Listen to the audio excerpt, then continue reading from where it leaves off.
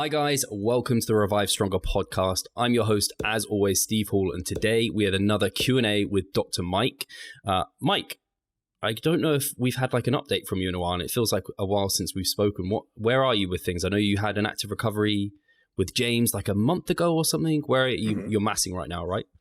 I'm massing. I still can't grow hair on the top of my head, so there's that update. Oh, don't rub it in, Steve. Look at Steve.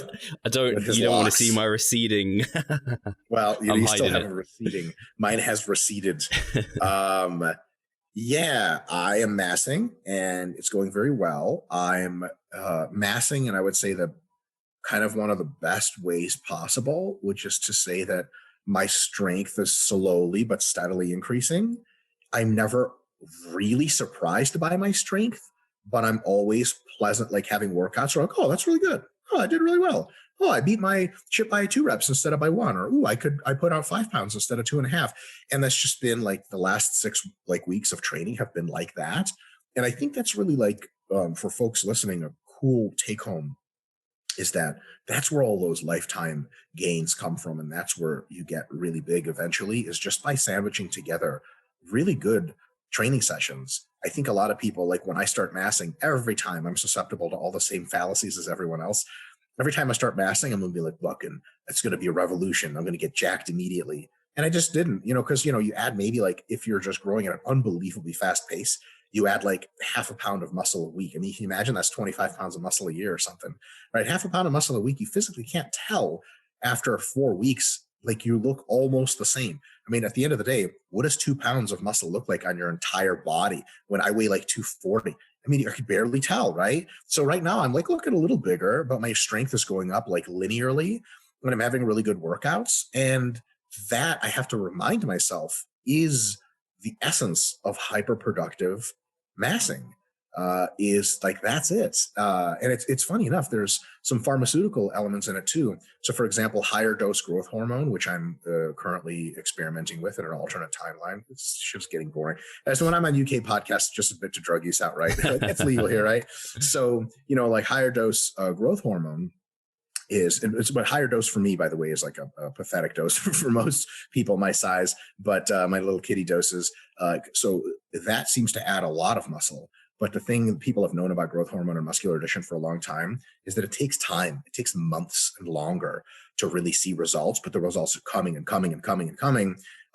Whereas a lot of people will sometimes, when they do the pharmaceutical stuff and they want to get big, they'll use the faster drugs, and that gets them into trouble not only with their health, but with their injury rates, because they can bloat you up and make you stronger so fast that you get hurt. So a lot of times people will take a bunch of orals like D-bol and Anadrol right after a show, and they'll just gain like 40 pounds right away, and their lifts skyrocket, but it ends up the fluid recompartmentalization makes everything weird. And of course you're way stronger because of the sort of the neurological effect there. And all of a sudden, boom, your pec tweaks and you're like, fuck. So I have to keep reminding myself, like the path that I'm on with both training and diet and pharmacology is like a slow and steady accumulating path. And that's very much like what naturals experience and what I experienced when I was natural. And I think that's like a good reminder, like, oh yeah, like this is how this happens. Because like every couple of weeks I've been like, ooh, when am I going to be super jacked? And I'm like, that's never going to happen. A year later, I'm going to be like, oh my God, these pictures of me from a year ago, I'm tiny. But you know what I mean? That's just how it goes.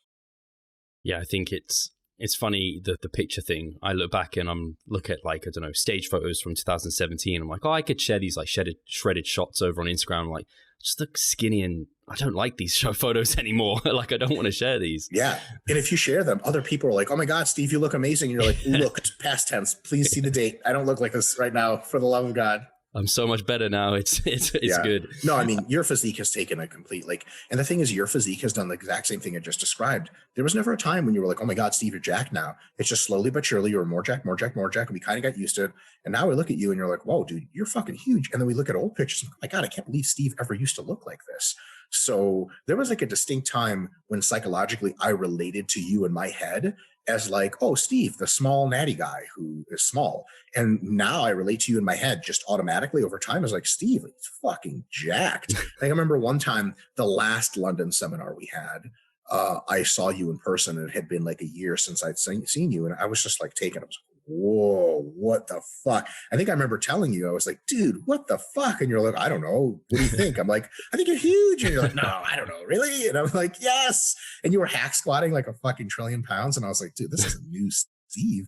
But that shit takes time. And I think we all like I, me, you and I, like we mentor other people in this, and we still struggle with the week to week lack of change. Like, I don't know, like about the same week to week. And sometimes it can be kind of, especially on Instagram, you see bodybuilders posting pictures and they're like, post show rebound, gained 40 pounds. Like, fuck, why did I gain 40 pounds? And like, wait a minute, that's all water anyway. That doesn't work like that. So it's just good to keep in perspective, I think. Yeah. Well, I appreciate it. And I always say it's kind of interesting. Like people talk about genetics and all of this. And I'm just like, it's interesting how you can look after, like how good genetics can look after 10 years of like just dedicated putting in the shift, because like most people are going to look pretty decent after 10 years of really giving it a good go. Most people don't do that. So no, they, after 2 or 3 years, they quit. After 2 years of lifting, I weighed 145 pounds.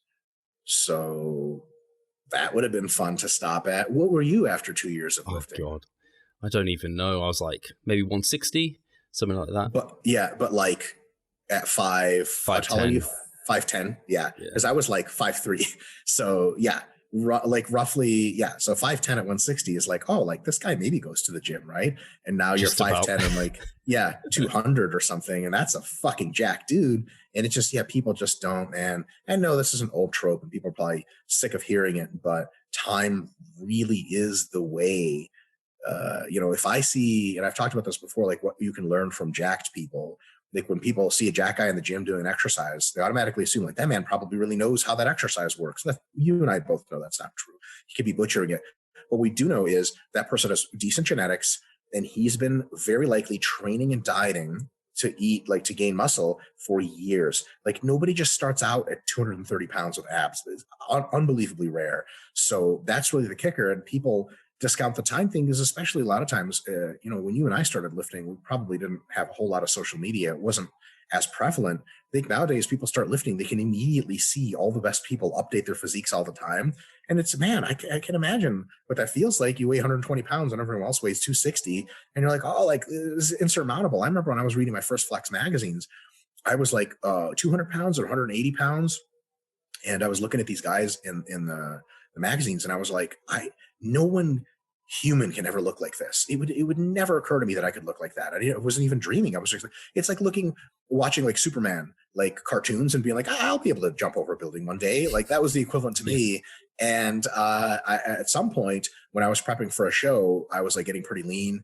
I looked in the mirror, and I had like a Flex magazine around, and I looked through some of like the amateur competitor sections, and I was like, oh my God, I look like these guys. What the fuck? How did that happen? And it 10 years. That's what it took. It took fucking 10 years. I love that, because I had literally the same, where I would look at physiques like Matt Ogus, for example. He was the guy who he was my first social media guy I followed closely, which is a good person to start following, to be honest. No, you were lucky. Very lucky. So the shred. I was following him, and I was like, man, I'll never look like that. And then they became, I don't know how many years ago, like a couple of years ago, started looking at people like even Matt, and I look at him and I'm like, Matt's in phenomenal shape, but I'm not like out of it. Like if we both stood on stage, I'm not like he would absolutely blow me out the water. No doubt he'd probably beat me, but or let's see. But I mean, now I'm kind of standing up there, and I think it's a good reminder. I blurt on about this all the time on my Instagram. It's like one of my topics that I post about almost every other post. So it's good that people need to hear it, man. People need to hear it. It's the daily journey of going to the gym, and you feel like you have good results, and then some more jack guy shows up and he's been lifting even less time than you, or he doesn't know as much, and it's easy to be like, man, what the fuck am I even doing here? Like I weigh 170 pounds. I've been training for 5 years. I just met a guy who trained 2 years and he weighs 190. Why am I even bothering? And it's like, that guy might quit or start a drug habit, or he might become great, but you might also become unbelievably different to what you used to be. And that's really what it's all about. And there's no, if you, every now and again I get Instagram messages, people like, man, I only gained 10 pounds of muscle last year. What am I doing wrong? I'm like, oh my fuck, you just keep doing that, you'll be enormous eventually. Yeah. So it's easy to get caught up in like the I wish I was jacked now mindset. We all do every now and again, but it's good to remember that, over time, things really do change. I'm very excited for like maybe 5 years in the future from now, where there are literally people who message me and they'll be like, the first resource I got was your podcast, or like the RP diet book and the hypertrophy book. And there's going to be younger guys starting with this information and they're going to be like absurd. I watch you do know Jacob Wren, going to give him a shout out. He's an RP intern, and you see his like gym footage and like he's early in his lifting career.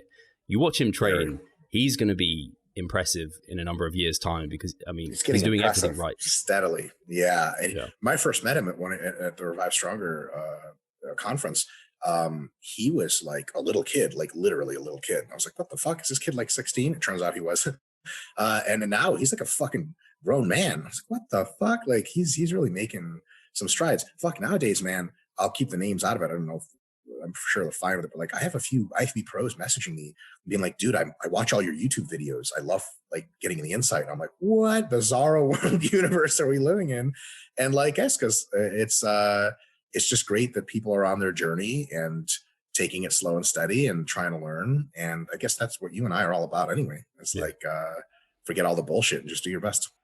Absolutely. Cool. I'm glad we started with this, although I do have one more selfish question. And it's related. Well, it's the hopefully you've seen the study where it was basically comparing whole eggs versus just egg whites, and it was found whole eggs were to provide a better hypertrophic response. Like I think it was within a post-workout scenario. Have you seen the study, or do you know the one I'm talking about, Mike? I'm familiar with a study exactly like that from like 6 or 7 years ago. Yeah, I don't know if there was an updated one or if people are still talking about the same one. I'm familiar with a very similar study between whole milk and skim milk, where whole milk was shown to be more anabolic post-workout. The problem with that study was not equated for calories. I don't know if the egg study was equated for calories. Okay. To be completely honest, Steve, I never look at those studies or hardly ever read the single studies themselves, because I look at nutrition on principles basis. So, the amount of fats in whole eggs post-workout, for a variety of very convincing reasons from the literature that have 10, 15 studies each, is probably not a good idea. So I just rule them out wholesale altogether before even trying.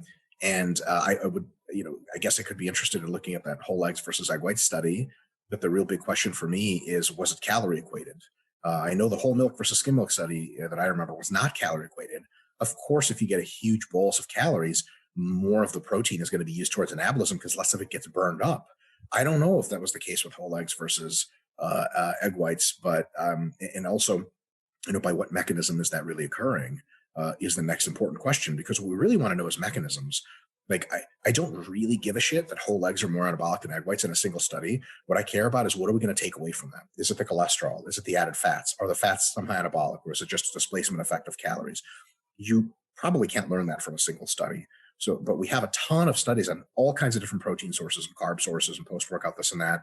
And consistently, high-fat meals post-workout have not resulted in as much anabolism as high protein and high carb meals. So to me, that's a bigger theoretical problem that study has to jump over versus being like, well, I should eat. The last thing I'd want somebody to do from a study like that is to go out to eat afterwards and order whole eggs after the workout, along with all the other high glycemic carbs or whatever, and being like, whole eggs are shown to be more anabolic. Like, yes, in one study, they may not be replicated for a reason that you can obviate entirely, but just eating more calories from carbs and get the best of all worlds, because that's the thing about properly understanding science. You don't know what the lurking variables are, and you don't know that it's the whole eggs themselves.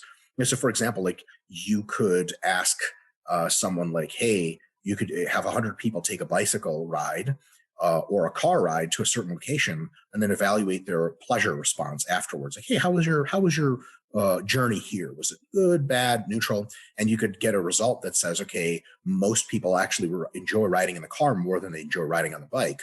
And you could literally just take that finding from that one study, and anytime someone's riding a bike, you could be like, dude, why don't you just drive in a car? And they're like, well, I like riding my bike. Like, yeah, haven't you shown that like most people don't actually like riding bikes?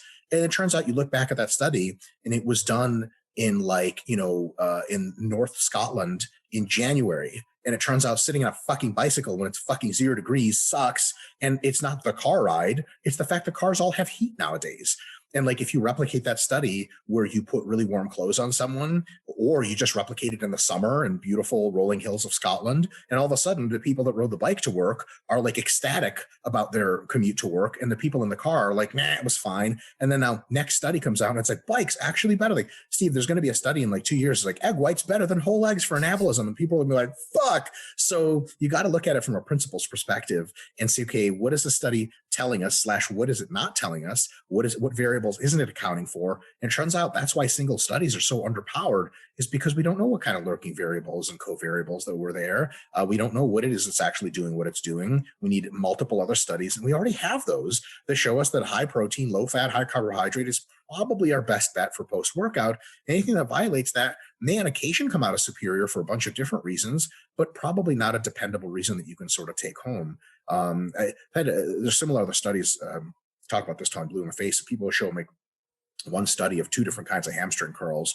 Like one guy was like, I was doing lying leg curls, and one guy's like, why don't you do seated? It's superior. I'm like, What do you mean it's superior? He's like, here's the study that showed it was superior. I was like, sweet. I'm actually not an 18-year-old Swedish undergraduate from Karolinska Institute, so it doesn't apply to me. But also it was like, do you understand the principal variation that after a certain amount of time, you're just going to get super stale on seated leg curls, no matter how much better they are? And lying leg curls, although biomechanically, yes, slightly inferior because they don't elicit as much of a stretch response, they are now a better alternative. So, but to this person, this was all news. To him, he was just reading studies verbatim and going like, oh yeah, this is good, this is bad. Like, that's not how you read research, which is again why I recommend that most people don't read primary research.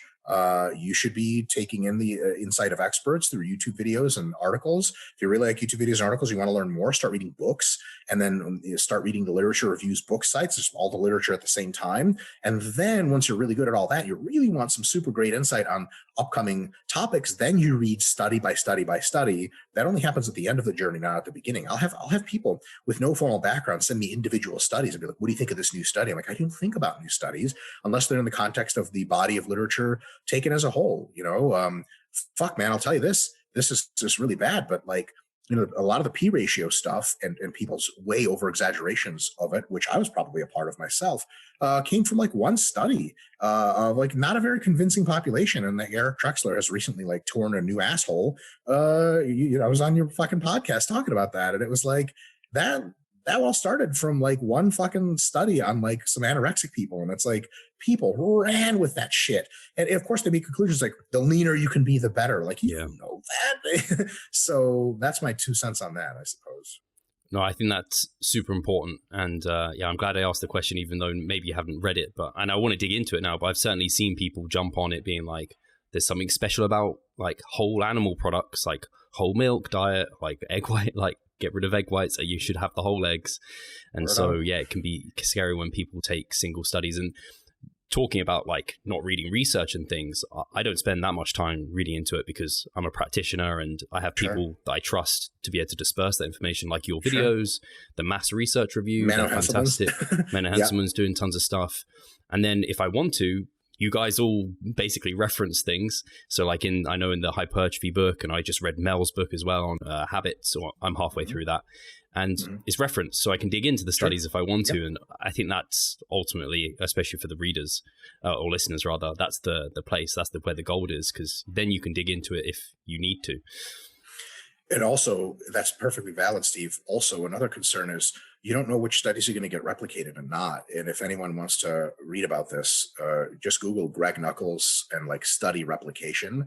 Greg has a bunch of really great writings about like a lot of studies are just one-offs. And people are concluding a bunch of stuff. And then the next time someone does a similar study, it's not replicated, which means that the first results may be aberrant. It's just like, every study has a certain probability of being 2 things. One, forged, which we saw with the Barbalo studies, which just made up their statistics, which is terrible. And then 2, just off by chance, concluding something that's not in evidence. If you get a group of boys and girls together to do physical tasks against each other, and they're, let's say, post-pubertal, age 16, 1 out of 100, or maybe probably 5 out of 100 groups of boys versus girls, 10 boys versus 10 girls, the girls will be superior to the boys just by selection chance. Like, you just happen to have a volleyball team on one side and a bunch of nerd guys on the other, and the volleyball players are female and they fucking just dominate on every physical test.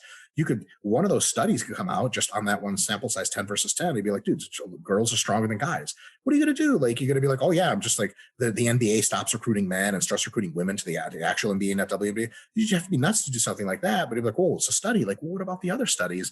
So a lot of times people run with one study and understand how limited a study is. Like, we need a study to be replicated, and not just exactly, but in slightly different ways. Like, for example, volume and hypertrophy. How many different studies have attempted to understand the volume hypertrophy relationship? A ton. As a matter of fact, this is like one of the most hilarious things, and I was on your podcast debating Lyle about this. The volume, so the study that Brad Schoenfeld studied, Brad Schoenfeld, James Krieger hypertrophy study, was a literal replication in almost every facet of a previous study from Brazil that did almost the same thing and came up with even more insane results as far as volume being that much better. And the Schoenfeld study showed the volume was much better, but like, it was 2 studies now. So like, people are like, well, the Schoenfeld study's fucked up. Like, well, so what do you think about the study that came before it? Nobody ever addressed that shit.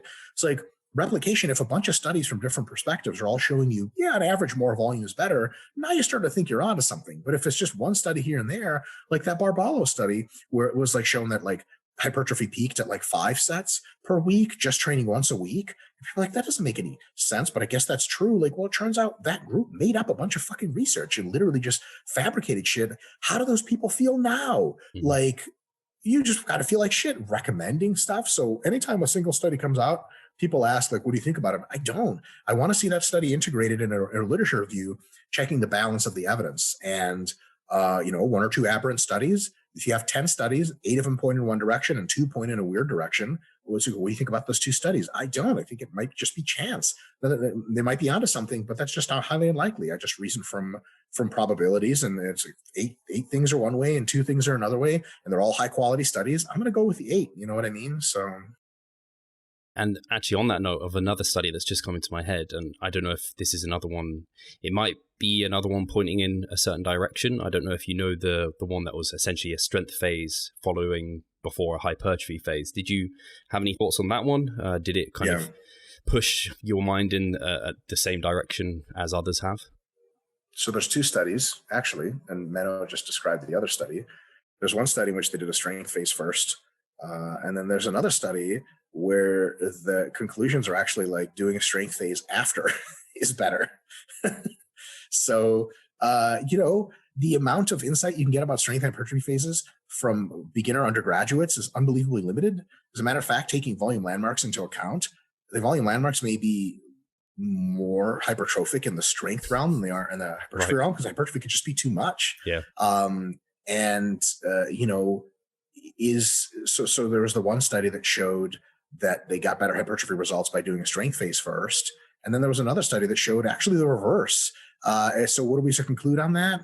My default conclusion has been that hypertrophy, so strength training doesn't really enhance hypertrophy outcomes much in any special way.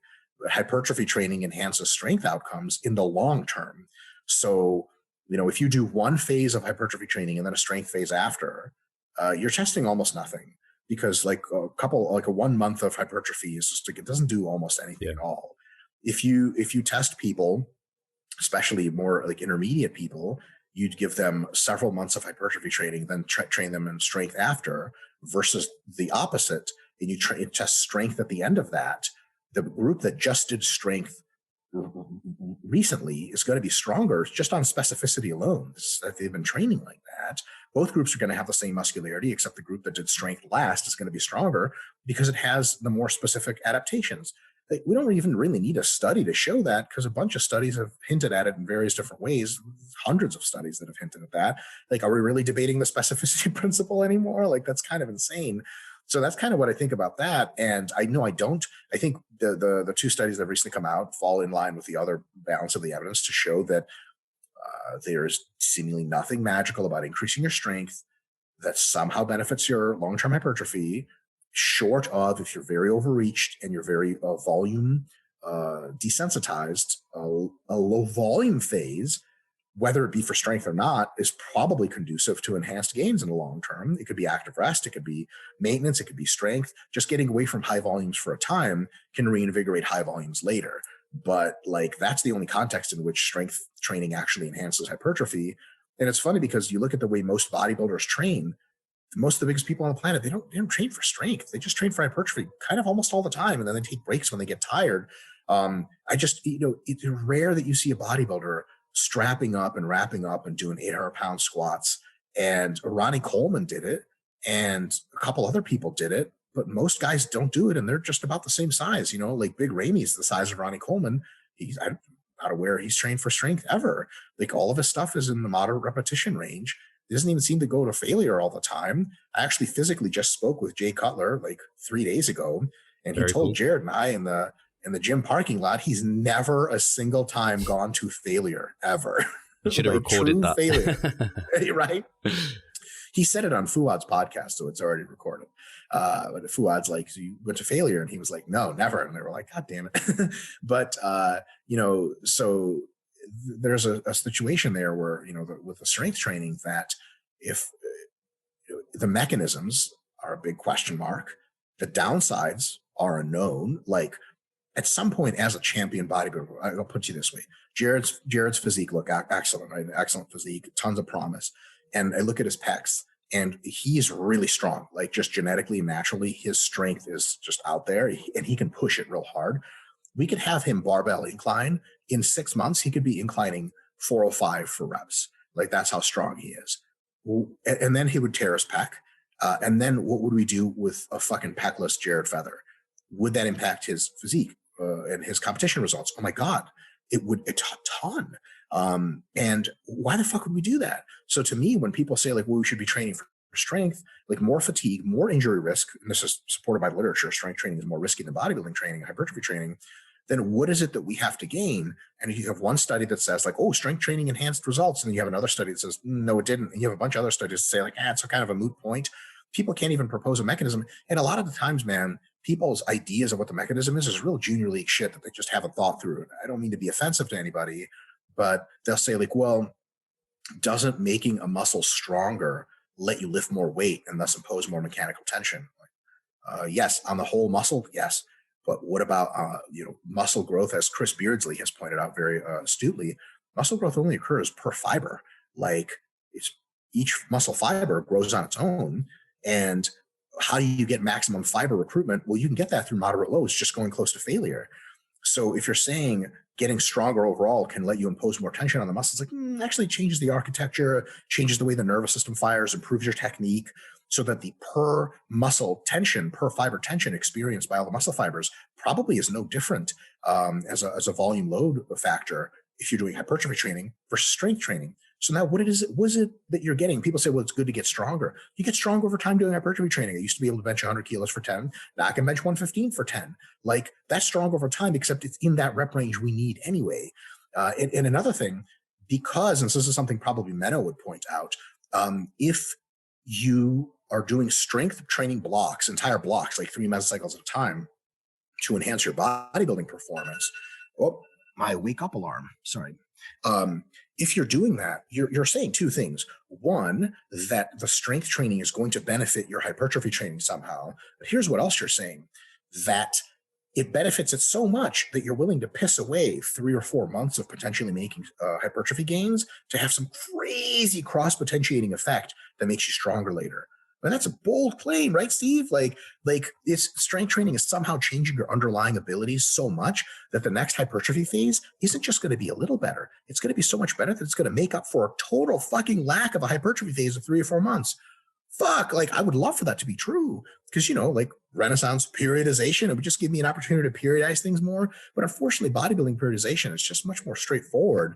And I love strength training. I used to be a power lifter. I would love an excuse to go heavy and to tell people to go heavy. And strength training is so linear and so logical. It's like, just put 5 more pounds on the bar, forget mind muscle connection, all this dumb shit, just a good technique and get stronger.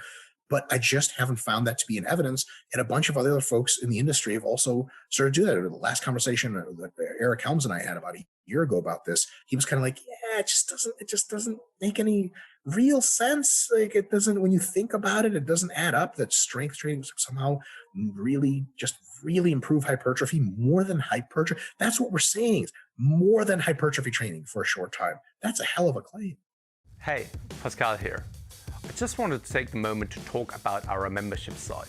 Inside, you'll find a thriving forum, an extensive exercise library, courses, presentations, and research reviews. All I need you to do is hit the link in the description below and sign up. Yeah, I think it was the authors in that paper that I'm talking about did conclude that. So if someone was to cherry pick it and be like, oh, but this study says this and the authors say this, and they just read the abstract or just the conclusion, then yeah, they're missing. That's how you read studies. Yeah, exactly. You're missing all the other information. I know, I think it was in Mass, basically, it came down to them concluding that it was like, maybe it was a point in the direction of cycling your volume somewhat is a benefit.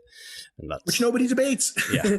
I mean, nobody intelligent's debating that. Nobody says we need to do all the same volume at the same time. You get tired, you get bored, you get this and that. And it's a good idea to take your volume and get a little lower and then maybe pump it up a little higher, but you can't survive volume.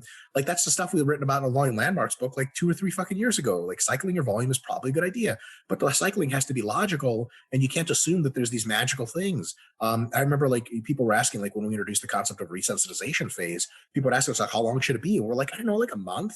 And then it can be 3 months and I just work on strength. And this is like in the RP Plus webinars. And James and I'd be like, after about a month, your body's really quite resensitized to high volumes, like a month of doing sets of 3 and 5 reps. Dude, you do a set of 10, your biceps get the biggest pump of your life. Like you're fucking ready.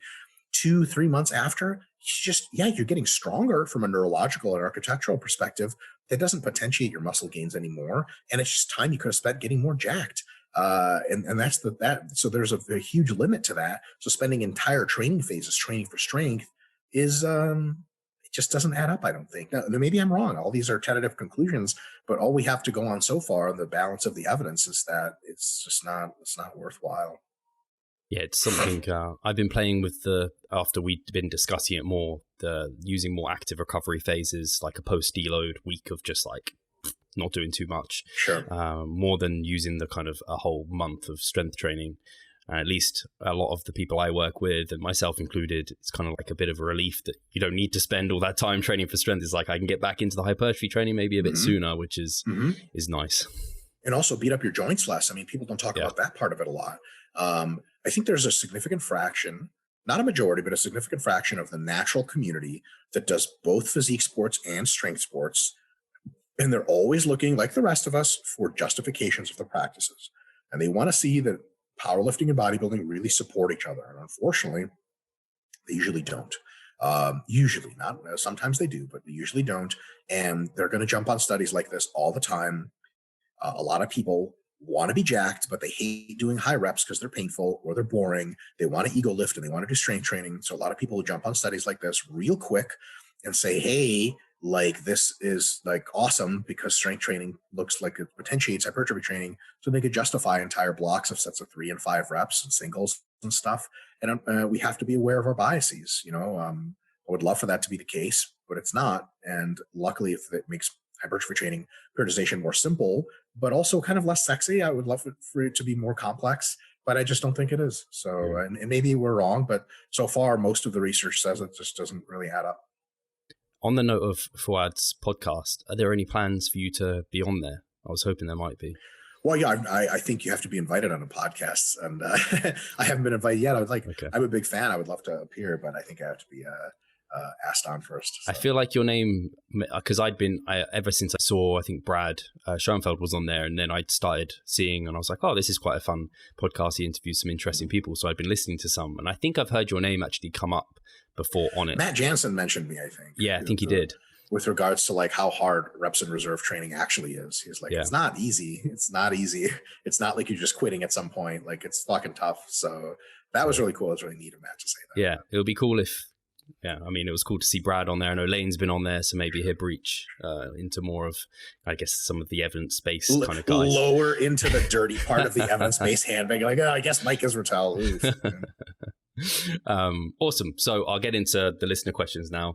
I've been selfish enough. So Brett McGee has asked, how do you or how would you track a systemic MRV for yourself? For context, I do my own programming and there are mesocycles where I am wrecked by the end, deload, and I'm good to start a new mesocycle. Other times, even after a deload, systemically I still feel wrecked. In certain muscles though, I still feel like I could benefit from more volume but I know I wouldn't be able to systemically. Is this where specialization phase comes in? How do you handle this potential problem in your program for yourself or others? Yeah, you just train in a very similar way, mesocycle after mesocycle after mesocycle, and at some point you realize you're systemically getting too messed up. Which is to say, like a lot of local musculature, like he said, is not where it could be. Like you could do more, but just overall, you're just beat up and tired and demotivated, and sleep problems and eating problems and so on and so forth. So then at that point, you conclude you're like, okay, seemingly I'm hitting a systemic wall. At that point, you say, okay, next mesocycle, if I want these smaller muscle groups or whatever, these target muscle groups to really get their full breadth from MEV and MRV, I'd have to pull the plug on some stuff and put it on maintenance volume. And James and I usually recommend pulling the plug on the muscle groups that really affect systemic volume. As some people say, like, yeah, I was systemically overreached, so I took out forearms. But like with forearms, you could do every day of your life for 6 sessions a day and be completely fine systemically. It's a tiny muscle. So, like maybe if your legs are a strong suit, put them on maintenance volume and just train them for strength for a couple of months. And then your chest and back can really get just fried up. Especially legs, chest, and back are the big ones that really fatigue the flying fuck out of you systemically, especially legs. Like if you didn't have to train legs hard, dude, you could take your upper body to MRV locally, no problem. But leg training, like, I don't know about you, Steve, but leg training from me fucks me up acutely for like 6 hours. Like I'm just not in a right headspace. I just feel like I get out of a chair, and even though I'm not even sore yet, my whole body's just like, quit, just stop, just die. Like if you could just go into a corner and die for a while, it'll be better. And that, it adds up, man. So 2 big leg workouts a week, like you and I do, shit counts. So a lot of people, they're, oh, I'm reaching my systemic MRV. Should I reduce my delts? Should I reduce biceps? Like you got to take the big muscle groups out of play just one at a time and just for a little while. Reduce back volume to maintenance volume, reduce chest volume, reduce leg volume, maybe not all at the same time, maybe just one of those, and see how much better you feel. And you'll probably feel much better, be able to push all of your other muscles into their local MRVs and hit systemic MRV at a time when all of them hit local, and then you're good to go. Leg training, I think, especially when you're more advanced at least, but this has been something I've particularly felt the last couple of years, where it's just ever since I spoke to you, I think it was the same seminar you were just mentioning where you kind of saw me and were like, oh, you look bigger. I spoke to you about the fact that I felt like I could give my legs more, but I couldn't do it both. And you were like, why don't you split AM and PM? So I'd been running hamstrings and like quads in the AM and PM separately for a long time.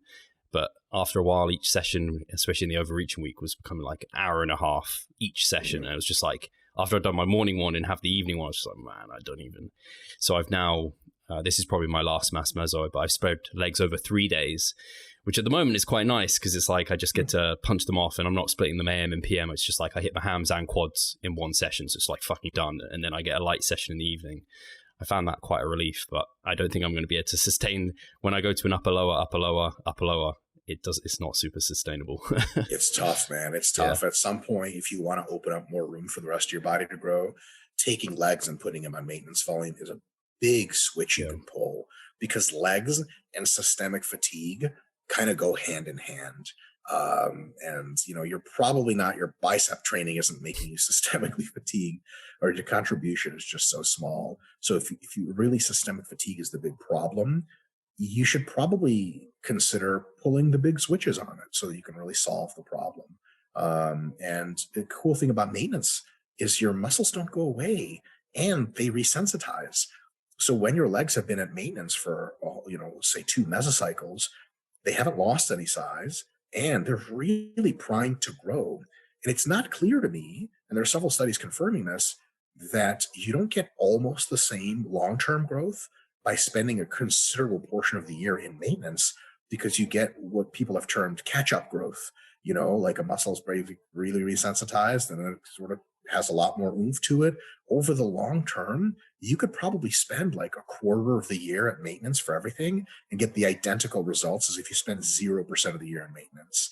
There's a couple studies that show that on a smaller scale, and theoretically it makes a lot of sense. So people, I think, a lot of times have this sort of recalcitrance to actually doing a maintenance phase for their legs, because they're like, oh, but I want them to keep growing. If you do like a meso or 2 here and there, back off on your legs, long term, your legs will be almost certainly very close to, if not the same size they would have been if you just kept training all the time, except you buy yourself the ability to train your other muscle groups that much more. So it's really, it sounds scary to put something on the maintenance because you're like, I'm literally admitting defeat. But over the long term, I think it makes a ton of sense. I think it's something I'm slowly swallowing the pill on that I'm going to have to start specializing because I haven't done it. I've just been pushing everything. I think after that, hopefully I'm going to compete this season, and then I think I'm going to have to start doing that. And it's nothing I tend to really put it off with clients who they can get the volume in and they can keep going. And I don't think it's something a lot of people need until they've had that decade of training. Correct. Most people don't need specialization. But I think I'm getting to the point. I know I spoke to Jared, I don't know, maybe even a year ago. He was like, how long have you been training? Yeah, you probably need to start specializing. And I've just been putting it off because it is that kind of it's a bit of an unknown because programming needs to change a little bit and I have to think a bit more about that again. But also you kind of get worried that you're like, I want everything to grow, and it all needs to grow. I will say that when you do a specialization phase and you pull it off really well, you just have to do it once and you're a believer for forever. Because all you do is put legs, for example, on the back burner for 3 months, and you train your back and chest really hard, and you make these crazy consistent PRs on back and chest. You're like, oh my God. And then you're like, this is what I was missing. We've all had these workouts. This is my typical week where I've done legs and then I show up the next day to do back, and I look at the pull-up bar and I'm like, ugh, can't I just die instead? If I come to that workout, with all the fucking grit and energy I usually have, oh my God, it's just going to go way better, and it adds up on itself. So it's definitely for some reason with biceps, because I just don't like training them, I have trouble with mind muscle connection, and I'm always systemically fatigued by the time I get to biceps, and it kills me. I'm right now, I'm specializing biceps. So I've actually reduced my shoulder volume considerably, which I'm always looking at my delts now and being like, damn it, they could be bigger. But my biceps are adding strength really consistently. And I'm like, all right, just shut up and get the gains. But a lot of times systemic fatigue wise from legs, from shoulders, from everything else, by the time I get to my biceps, I'm curling and I'm going to failure, but it's neurological failure. It's not local failure. My biceps locally have 5 more reps in them, but my nervous system's just stop. And I'm just this last part of the curl where you're like, you feel like your spirit leaving your body. Fuck this. So if you're getting to that point, try lowering your volume in other places, and you'll realize oh my God, my other muscle groups are coming up crazy. Sometimes people only experience that when they get hurt. For people will get a knee injury and they can't train legs for 6 months. And they're like, dude, my upper body's fucking on a tear. It's getting huge. Well, what do you think that is, man? That's literally just specialization's forced specialization phase. Some people will get a hernia surgery or something and be out for 2 weeks and they don't know what deloads are. They'll come back and they're like, my body feels so amazing. You could do this without hernia surgery. And fuck that. Is that how you tend to specialize, Mike? If you just is it just shoulders and biceps that you've manipulated, or is there anything else you've done? I've done a ton of other stuff, man. I just mean now or generally. So right now, there's always a ton of stuff in the works. So right now I'm not training my calves super, super hard. Because calf training, it just occurs frequently for me. And it's just another thing where at the end of a workout or at the beginning, I have to train calves. I'm like, God damn it. And it just saps the fuck out of you. You're like, why am I doing this? So my calves are growing pretty well. I'm also in a mass phase. Calves just tend to grow in a mass phase easily because you're just bigger and walk around. So I'm training my calves hard, but not nearly at all the way to MRV or whatever. I'm definitely have reduced my shoulder training to much less than I could recover from, probably MEV. My shoulders grow really well anyway, so it's not a big deal. I'm torching my chest, torching my triceps, torching my back, and my legs are on front burner. The good news for me for hamstrings, I have to do so little to get my hamstrings to grow, and my MRV is so small. It's really just not a big systemic contributor. But that's how my shit looks right now. And I'm really, really trying to get my biceps going. The thing is, I usually train shoulders and biceps in the same session. So if I reduce my shoulder volume, it really helps the biceps out because it's in the same session. They really have a huge cross effect on each other. I suppose in a way, the way you described that, I've almost intuitively been specializing a little bit, because I definitely do that where I'm like, man, traps are pretty big. I'm just going to keep it at 2 sets. They're feeling fine from just 2 sets. So I've definitely, and biceps, I don't tend to add much from the beginning through. So here's another one I didn't mention. For the 6 months ago, I stopped training traps specifically completely. But for a year before that, Charlie and I were training partners, and we really hammered our traps because he needed his traps to grow a ton. He has He huge traps. He has huge traps. So here's the thing, Steve, like just before that, he transitioned from powerlifting. He had almost no traps at all. They were his weakest muscle group by far. It was embarrassing. He was like, man, I don't have it for big traps. And I was like, no, maybe, let's see. We just started shrugging a bunch. Surprise. These traps are fucking enormous. Yeah. Mine grew a ton. But the cool thing is, for me and for most people, if you do proper full range of motion back and shoulder training, your trap maintenance volume is 0 direct sets. I haven't done a direct shrug in months, and my traps are exactly as big as they ever were, probably a little bit bigger because of the full ROM crazy raises. Like, fuck my traps up completely. So that's been great. Because like all these, like, you and I train traps and we train forms and all sorts of shit. That stuff fucking adds up, man. And at some point you're like, man, fuck pushing all this all the time. Some of it's got to be reduced, and those are good candidate muscles. So if you reduce your shoulder training and your trap training and your calf training, that actually opens up quite a bit of systemic MRV. What I don't want people to do is just reduce one of those and think they've opened up a wellspring. People sometimes people read verbatim off stuff because they don't have a lot of training experience. They're like, all right, I want to emphasize quads, so I'm going to de-emphasize traps. What do you guys think? We're like, are your traps as big as your quads? What are you talking about? You'd have to de-emphasize traps and forearms and biceps and calves so that quad fatigue would be equated. That's probably like 4 muscles to 1 at that point. Maybe that's not even enough. So you've got to keep that in perspective, that to move the needle, you really have to move. Yeah, that makes a lot of sense. Awesome. Let's get to the next question. So this is from Jim Rat, and he has asked, as I see, Dr. Mike likes to use barbell free weights exercises like the bent over row a lot. However, as I assume he also has access to great chest supported machines with which he could fry his back without as much systemic fatigue, why then is he doing bent over rows, free weight squats, etc.? Does he feel he is getting a better stimulus from these exercises that you couldn't get from a machine? Yes, unequivocally yes. The raw stimulus magnitude for me for barbell bent rows is something I can't replicate with any other exercise. Look, I'm just like everyone else. Barbell bent rows are fun to do, but the bending over part is fucking annoying, especially when my hamstrings are sore, which they always are. My glutes are sore, which they fucking always are. And it's systemically like having to fucking pick up a barbell off the ground. It's awful. The thing is, when I do barbell rows, the eccentric load, the pump, the fatigue, the mind-muscle connection is top to bottom for my whole back. I feel parts of my back on bent rows I didn't even know existed if I just did rowing machines. Like, I'm like, what the fuck? Like, I didn't know my lats inserted this low, and my erectors get a fucking crazy pump. It's this otherworldly experience.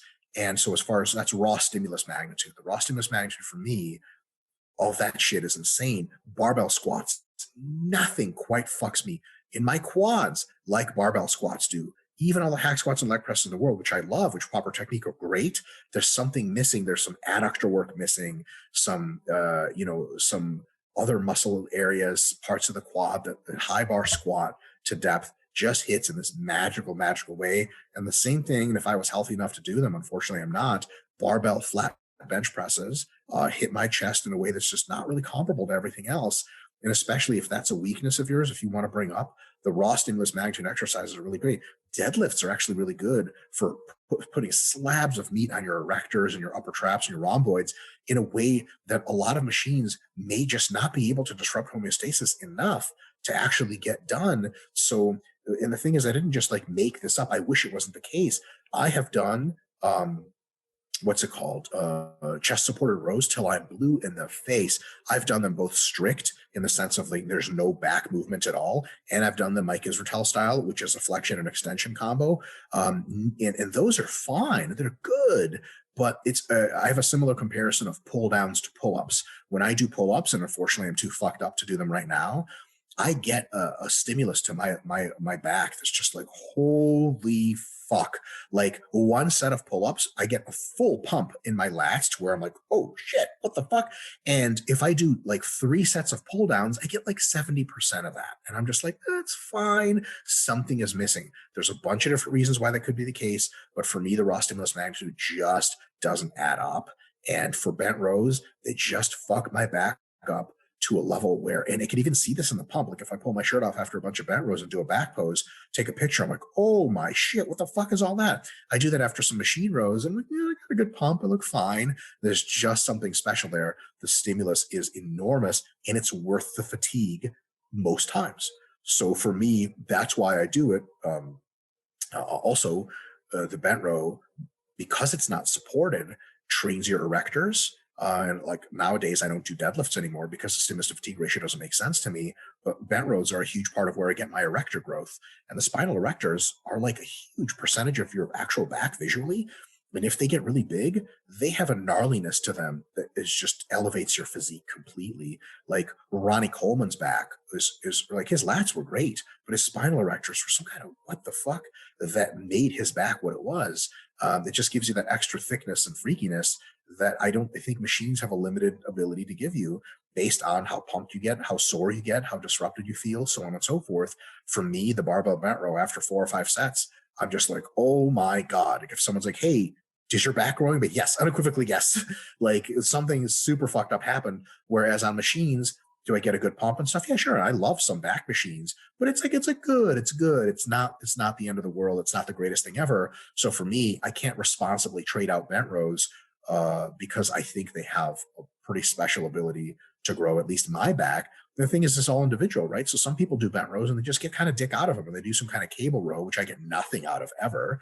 And they love it. They get a huge pump, huge disruption. For them, I don't know why the fuck they would ever bent row. It'd be fucking stupid. But for me, it just is an awesome exercise. It gives me all the proxies of a huge stimulus. It doesn't fatigue me excessively. Because they say like axial fatigue, like before I stopped deadlifting, I was a 600 pound for reps deadlifter. If I'm deficit rowing 250 pounds, dude, I don't even feel, there's not systemic fatigue to me. Like I can do with 250, I can clean 250 and do an overhead tricep extension with it, put it back down. It's not the end of the world. Like when I squat 250, that's just a part of my warm up on the way to you. It's not big weight. And that's one of the great things about doing a big deficit and doing full range of motion. So you don't have to impose crazy forces from the ground. There's videos of me on YouTube, strict with a big gut, nonetheless strict, doing like 350 for 8, I think, in the bent row. And I think, fucking God, I don't do that anymore. Now I'm leaner. My gut is smaller, bigger range of motion. I also do it on a deficit, bigger range of motion. So now I use 250 instead of 350 for similar reps. And my back is growing just as much or more, and I don't have to pay that huge fatigue cost. So while I do hear his point of like, yes, systemic fatigue from bending over, true, but for me, the stimulus is so great, the fatigue is worth it. And the fatigue is really not that big. Now, if you ask me like, why don't I do rack deadlifts for erectors? I'll tell you, it's the stimulus to fatigue ratio. Because now I'm pulling 600 or 700 pounds from the rack. That doesn't make any goddamn sense to me. That systemic fatigue is wild. And then there is no fucking point for me to do that. But 250 pounds to 300 pounds is not a lot of systemic fatigue for me. And it's a great hypertrophic stimulus that I wish I could replace with something easier, but I can't. It's like, you know, if you're traveling with your family on holiday and you get to a hotel and you're like, all right, I'm going to go try to find a gym in this town in Spain that has a barbell. And they're like, well, the hotel has like a free motion kind of gym thing. And you look and it's like a leg extension, leg curl combo. And they're like, see, you can train your legs. You're like, I can't impart to you why this is not sufficient, but it's not. There's no number of leg extensions you can do that equals the effect of like 4 sets of deep squats for higher reps. So that's really my answer. Hi guys, Steve here. Just wanted to take a moment of your time to remind you of our online coaching service. At Revive Stronger, we pride ourselves on providing personalized service that will take your physique and knowledge to the next level. If you're interested, check the description and sign up. I think that's a really well said, because I mean, particularly it's interesting because I've been asked similar, like, why barbell bench press? Like there seems to be quite a lot of hate against a barbell bench press for hypertrophy. I guess maybe some people get a like uncomfortable feeling on their chest, or they can't get, people argue kind of range of motion and like angles of forearms and like all this. But I have to say, like what you said there, whenever I bench press, my chest just blows up. I can't necessarily comment exactly why, but every time I do it, I could do a machine press or what have you. The barbell bench press just destroys my chest. Like just one set and I'm already like, I can feel super it a lot. Pumped and everything. Yeah. So, and similarly with bent over rows for me, as soon as I hit a deficit, that's where I was like, everything switched on. When I did a deficit, it was exactly as you described. When I wasn't doing deficit, it was good, but the deficit was like the game changer. So I think particularly when, for the listeners, when you watch you train, Mike, it's not like don't know, bent over a row someone might be thinking of, where it's like it's kind of more of a shrug and quite upright, and that is probably very systemic with fatiguing, and they're not hitting a hell of a lot of the back. So but this is, at least in my opinion, this is one of where a lot of people look at, I don't know, they're doing too much time reading and seeing the perfect exercise and all these factors, and they're not in the gym practicing it and feeling it for themselves. Sometimes I think you can overthink these things, and actually when you go in there, you can actually just judge it because you are your own individual and you feel the way 100%. You feel from the exercise. Yeah, give it a try. Try one mesocycle. I encourage everyone to try at least a mesocycle. Really try to cue on that technique that gives you the best mind-muscle connection, the best tension perception or burn in the target muscles, really good range of motion, slow eccentric. Try whatever exercise you think isn't for you for a mesocycle. And if at the end of the meso you're like, dude, that still sucks, you don't have to fucking do it for years or if ever. But after the end of the meso, you're like, this is fucking sweet, man. This is really fucking gnarly. Then maybe it's worth it. Maybe the stimulus to fatigue ratio is worth it. You might do bent rows, and at the end of the meso, you're like, dude, holy fuck. And then you go back to machine rows, and it's just like, there's something missing here. That doesn't mean the machine rows are bad. You can just make up for it by doing more sets in the machine row, recalibrate your mind-muscle connection with a machine row. But at the end of the day, you could be like, okay, these are just two different tools in the toolbox, and they're kind of pretty equivalently good. One of them has a bigger stimulus, barbell bent row, but also bigger fatigue. One of them has a smaller stimulus, but also smaller fatigue, machine row, but the stimulus to fatigue ratio equals out to about the same. So I just use them as variants. For a couple of mesocycles, I'll run one. For a couple of mesos, I'll run the other. Maybe when I'm doing lots of stiff-legged deadlifts and good mornings and deadlifts for posterior chain, hamstring erectors, I can do machine rows because I'm too fucking tired to do anything else. Maybe when I'm doing lots of quad work and mostly like leg curls for hamstrings, then I can do lots of barbell bent rows because I don't have a ton of fatigue in my posterior chain. And then that becomes the basis of a logical program. And we'll say I was ranting to Jared about this. I'm starting to, we have good days and bad days, right? Bad days on social media is when you read a person's post, you're like, how the fuck can you ask this goddamn question? And I rarely like lash out at people like that because it's quite immature. And it's always a joke if I lash out. I never lash out seriously because usually my joke is re-asking them their question of what the alternative bizarro world. And one question that is continuously imposes interesting sensation on me is that people will say like, so I noticed you're doing exercise X. What makes it superior to exercise Y? And I'm just like, well, it's usually my followers will chime in like, variation, shut the fuck up. And a lot of people probably read that like, what the fuck is variation? They look it up like, oh, okay, this makes sense. But like, I could also get into the nuances of like somebody asked me, of course, with all the good intentions, like, what is the benefit of an assisted pull-up versus a pull-down? And I could talk about like mind-muscle connection, and I could talk about eccentric load, and the rep speed is different, and the force curve is different. Like an assisted pull-up, the force curve is kind of similar the entire time. Whereas with a pull-down, it's really, really hard down here, but up here it's really easy. So it ends up being like your rep cadence is all weird. I could get into all the nuances, and then they would read that and be like, oh, interesting, but it seems like it's just different. They're like, yes, yes, the one's not superior to the other. They're just a little bit different. And also, I really don't like to give personal examples of what I feel and assume they transfer to everyone. Like I think my mind-muscle connection is great on assisted pull-ups. That's just for me and Trevor Fulbright and a couple other people. And then other people say they get a huge mind-muscle connection from pull-downs. And I've occasionally been on an assisted pull-up machine where I'm like, this is a piece of shit. I'm never using this again. And I've had pull-down attachments, especially where the bar doesn't rotate a whole lot. It's kind of fixed in place, or they've got a fucking gnarly mind-muscle connection with pull-downs. And I'm like, well, what if I was just built differently and I just loved pull downs more? I'm not going to go around telling people that this exercise is better for my muscle connection. I don't fucking know that to be true. Yeah. So at the end of the day, my best response to those folks, which I can't post on Instagram because it's too goddamn long, which is why I say variation or it's just something different, is why don't you try both at various times, try to incrementally improve your technique on each one to get the most out of each one. Worst comes to worst, one of them will just suck and one will be great. But I can't tell you up front which one will suck or be great. It's like, when you think about leg press versus hack squat, I'm like, you should be doing both and seeing which one works better. And a lot of times it won't be one works better all the time. It'll be like one works better for a time until it gets stale. And you start doing the other one. Feels awkward at first, then it feels great, then it feels stale. All exercises go through that cycle of awkwardness, incredibleness, and then staleness. They all have that time course. Now, some of them do this and some of them do this. So these ones down here you'll never use, but a bunch of them overlap. And then you just use one of them when the other one is stale. And there's no right answers. A similar little trolling tactic I like to use and my followers have been picking up is like someone will say, like, do you like pull downs or assisted pull-ups? I'm like, do you like rice or pasta? And they're like, well, it just depends on what I feel like. Like, ta-da! If you eat rice for 10 years straight, you might want some pasta because one's not better than the other. But then again, I get the same food questions of like, well, I literally post a bowl of rice. They'll be like, so what's wrong? They literally have the comment, literally. So what's wrong with pasta? I'm like, did I ever say anything was wrong with pasta? Like, yeah, but you're not eating it. I'm like, what color car do you have? Why isn't it purple? What's wrong with purple cars? Do you hate purple cars and purple people? Are you a fucking racist? They'd be like, what are you talking about? Like, exactly. So a lot of times there's this quest for optimality misses all the variation. And if this has not helped, although I almost always blame the user, the suppliers are just people, there's no suppliers don't stick unless the users want, but there's an infinite number of YouTube videos talking about the best chest exercise, the best back exercise. And people, like, even if you never click on them, just through scanning thumbnails, you sort of colloquially absorb the idea that there's the best of everything. Yeah. It's almost like asking someone like, hey, you're into hypercars, let's say, like, the Bugatti, the Ferrari, this and that, be like, which the best one? Like, anyone who knows hypercars will say, like, well, there's no best. It's just what you want. Like, you can get a Pagani for the artistry and the way the car is made and the history, or you can get a Lambo, which is a pretty decent one, but it's not anything special, but it's also pretty affordable. You can get a McLaren for the tip top of the top, and it costs $7 million. Like, they're all up here, and it's all a bunch of different good stuff. It's not like one's clearly superior. And that's like a fallacy people bring in all the time to exercise and eating.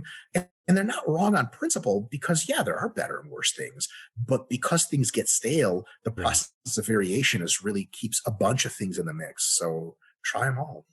Brilliantly said, Mike. And on that, I should probably let you go. I know you're busy and you've got a whole day ahead of you right now. So is there anything exciting in the works? Anything to let people know about? Or is it still YouTube, all that good stuff there? Still the good stuff, Steve. Because you and I rambled for too long. If you're good for it, I can probably do another question. That's the least I can do. Yeah. Amazing. Yeah, let's do another question. Fuck it. Right. So here we go. This is quite a long question, so let's go for it. It's from H-Man, and he said, I have a question on RAR progression versus functional overreaching as it pertains to when to deload. As I understand it, deloading is determined by an overall drop in performance.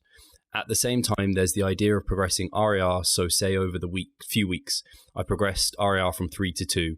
Typically, in this time, I've also picked up a lot of fatigue, so when I go into week 4, shooting for 1 RAR because of fatigue, overall performance was worse than week 3 at 2 RAR. The question/confusion is, watching the 1 RAR day videos RP has been putting up recently, it looks like the trainees are going into that week and exceeding the prior week's performance. And that makes sense to me. It's what I think should be happening to me as well. What am I doing wrong that's leading me to have worse 1 RAR week performance? In practice, you usually just know that, you usually just know that next week I won't be able to beat last week. Do you just call it preemptively and deload? Great question. So, is it H-Man? That's the username. So H-Man, I would recommend Cole. a video. I know it's Cole. I know that's his name. I'm pretty sure it's Cole. Okay, well, Steve, you're terrible with names, so I'm not going to call him. Call him H-Man. It turns out the guy's name's not Cole at all. We just call him Cole. So a great video that I can recommend, great and self-serving, is the rep, match, or beat system of progression, and that's on the RP Strength YouTube. So just Renaissance Specialisation YouTube. Just type in my name and Renaissance and rep, match, beat, and you'll get the video. It's like a 20-minute long video. It describes the system that we actually use at RP. And the system is actually quite simple. You start at something like 3 RAR in week 1. And then you don't really target 2 and then 1 and then 0 RAR in the next weeks. You keep that in mind. But what you're doing is just increasing like 1 rep at a time, or 5 or 2.5, 5 or 10 pounds at a time. Just increase a little bit. And then at some point, by increasing, cumulative fatigue comes up, and you keep increasing the absolute effort, that at some point you will hit failure. You will hit 0 RAR. It just has to happen. What you can do is, after every session or every week, you can sort of choose your next week's increase based on knowing that you're targeting a rough RAR. So for example, if I hit 2 RAR this week, and I had gone up by 10 pounds from last week in a lift, I hit 2 RAR and I hit all my rep stuff that I wanted, and it felt like really 2 RAR, I could be like, you know what? Like, I can definitely go up by 5 pounds next week, but I know that 2 RIR training fatigues me more than 3 RIR did. So my cumulative fatigue is starting to come up a little bit. I hit these numbers this week, but if I put 10 pounds on the bar another time next week, I'm not going to be able to match my reps at 1 RIR. And we always say you got to match or beat your reps. You have to match or beat your reps / load your performance, right? So the RIR goals are fine, but you got to match or beat and then hit your RIR goals. So if you get to 1 RIR, but you're still a rep shy away from where you're supposed to be, do another rep. And you go, fuck, I just went to failure. But yeah, that means you deload next time because you literally spent the tank. So if you know that your strength is starting to dwindle, then you can plan smaller progressions and still check the boxes of actually hitting 1 RIR and progressing. So if you're feeling really good, next week you could do 10 pounds or 15 pounds more.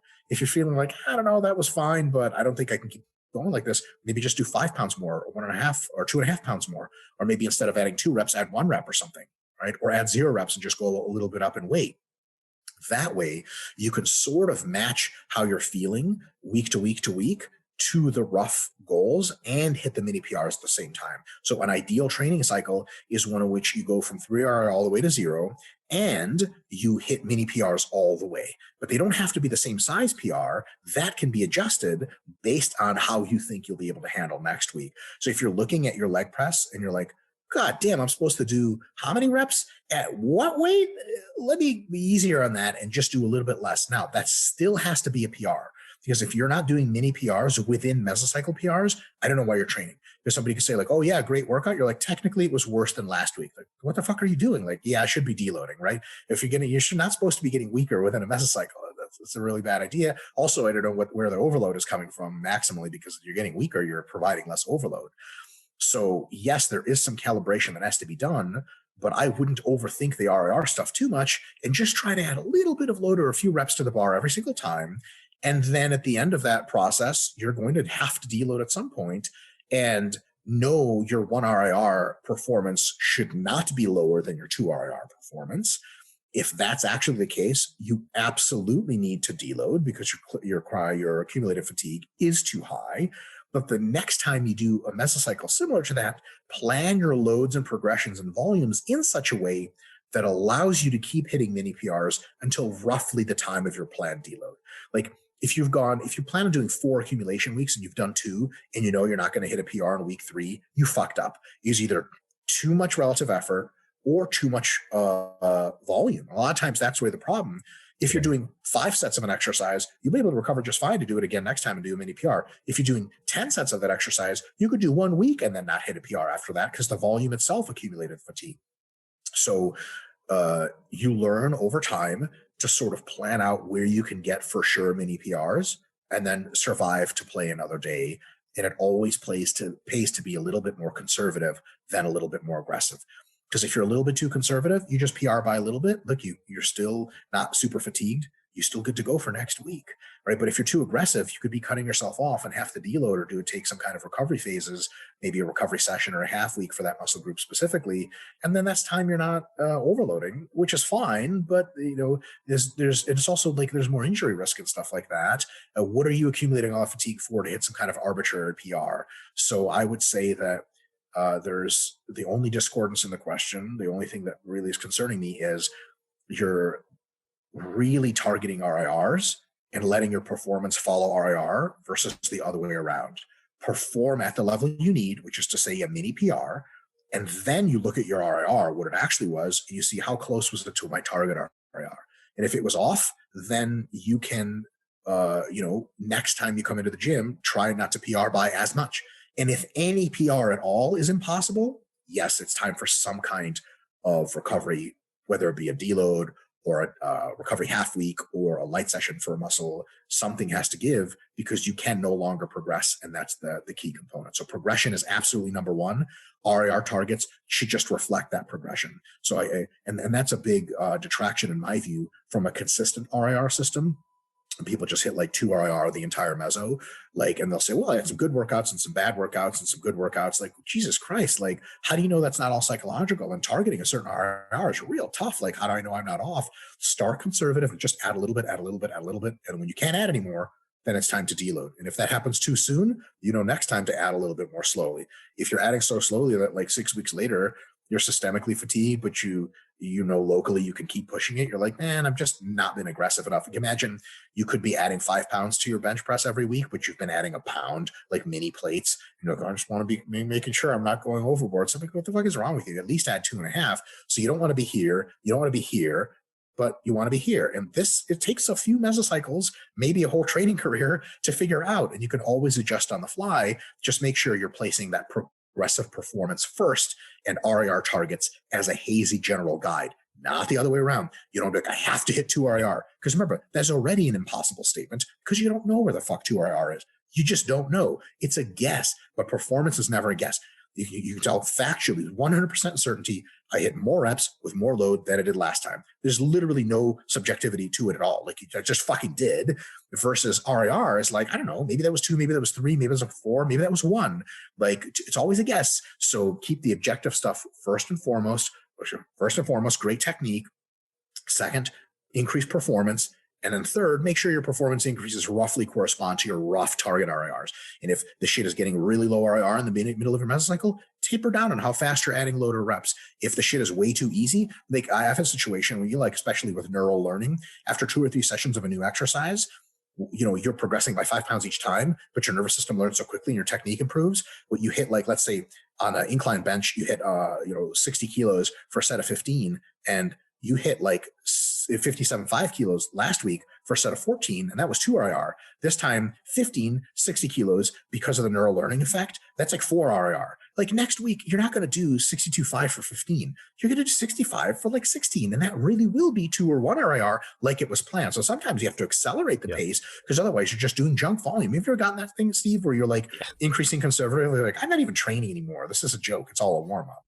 Yeah, I had our gym got a hack squat I don't know, a year or so ago or something, and I hadn't really had access to one before then, and so I was in there and I was just like, man, this was hard last week and I've got 10 kilos more and this is easy. So then it was just just make it, you don't want it to get easier each week.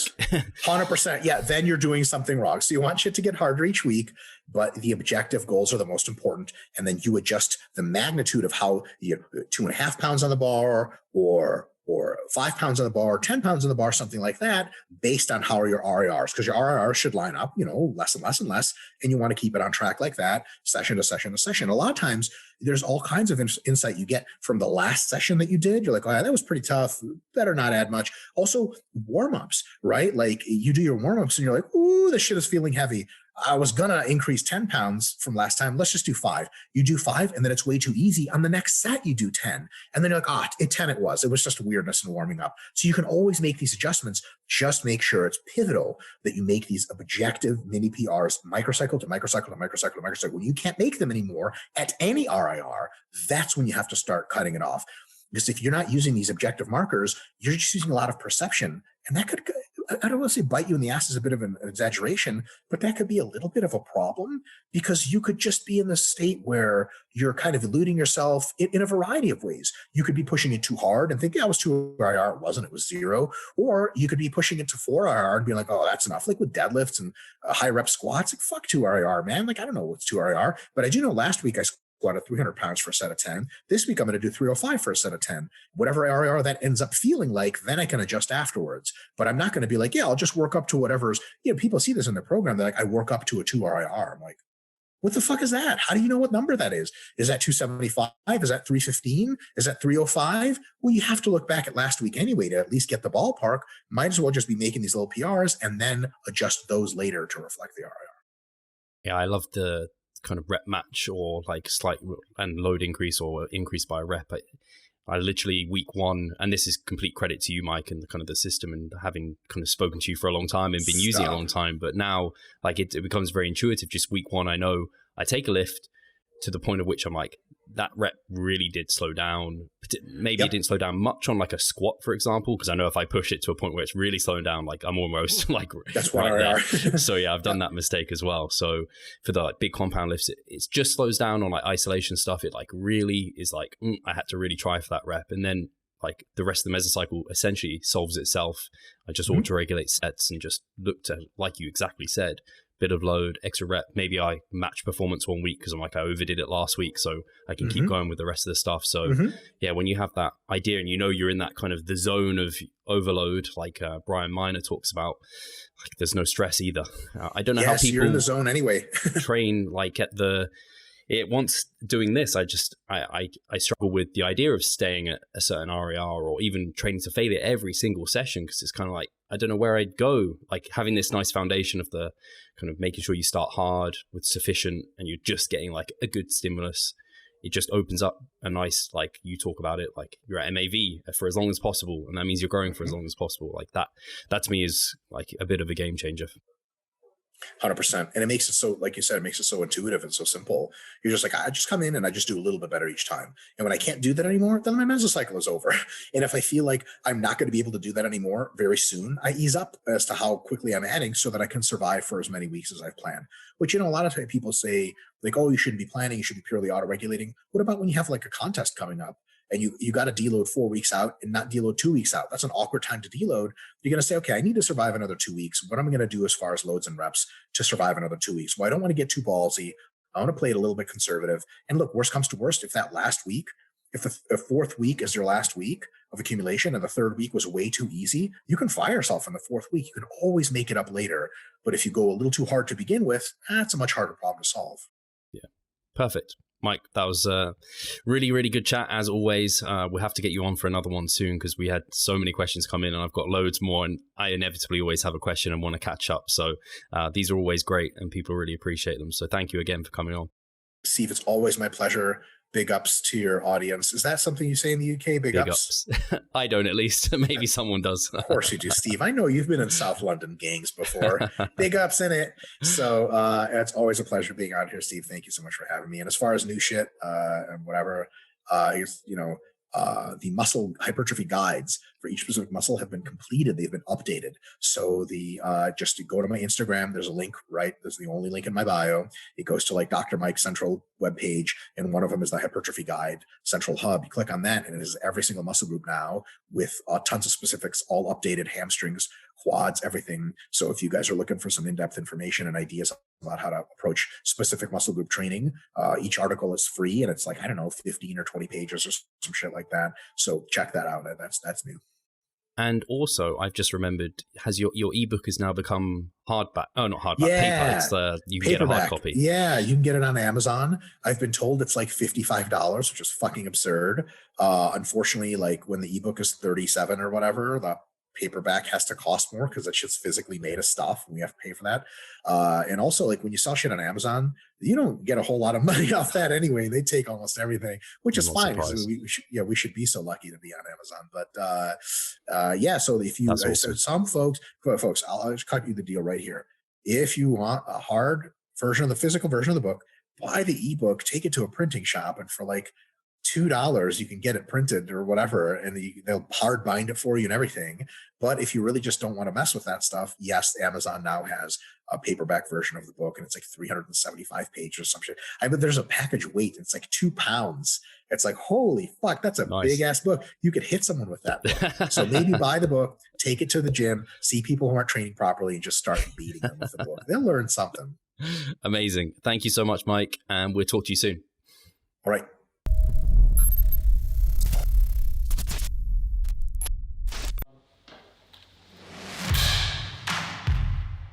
So I'm Steve Hall, founder of Revive Stronger and a coach of Revive Stronger. My name is Pascal Flor. I'm the co-owner of Revive Stronger and also a coach, of course. Revive Stronger has probably been going solidly for 3 years, roughly about 3 years. Revive Stronger, to me, it is becoming kind of my child, my foster child. It's the gathering and getting together of like-minded people. We've been expanding the coaching team, which is helping us help more people, but each coach can only help a certain number of people. Right now, it's all over the place. We have YouTube, we have Facebook, we have Instagram, but there isn't that community aspect behind that. And so the next step for us is developing a membership site. So basically, we want to create a family and a community that is then benefiting from another. A really cool community for people within our little niche is going to be a website. They will get early access to our podcast. You can access us, ask us questions. The community aspect, we have a forum there. You can ask questions, but also you can log your journey. There's also going to be courses on there. Courses, presentations on different topics. Discount of past seminar footage. We will log our journey as well. We'll start vlogging. We're going to have documentaries. Our entire athletic journey. Furthermore, they get access to an exercise video library. The exercises that we love for hypertrophy and maximizing hypertrophy, we're going to go through those in depth, telling you how to execute them. We kept them concise and also mobile friendly so that you can watch them in between your sets. I'm super excited to grow this community. The amount of value that we're going to be delivering is huge. And I'd love you to be part of it. You will get so much out of that. I'll see you inside.